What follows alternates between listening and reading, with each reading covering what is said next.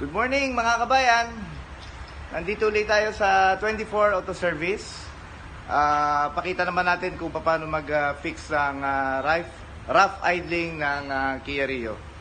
Itong si Kia Rio, na-receive natin kagabi. And sabi ng may-ari, napalitan na daw niya yung spark plugs, napalitan yung ignition coil, and nagpalit siya ng fuel pump and air filter, but at the same time ganun pa rin yung idle niya, so wala nagbago. And chinek ko yung spark plugs and nakita natin na maitim yung tip niya, so it means hindi siya nagsunog ng maayos, so we have to find out bakit. Ngayon bubuksan natin yung injector, baka naman may injector na hindi maganda yung bigay ng gas, kaya yung sunog ng spark plug hindi rin maganda.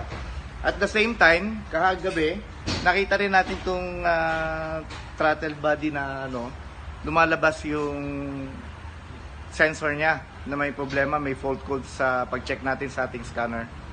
And nakita ko na may dalawang wire na putol, so that's why yung idle niya nagra-rough.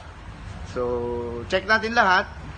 Yun ang ginawa natin, and we change again the spark plugs.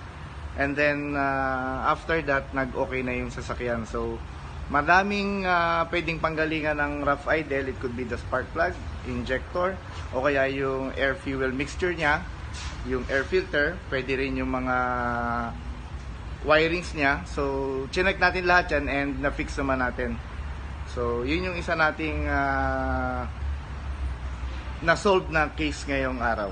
So thank you, and please subscribe on my channel, and like also our website for 24 Auto Service.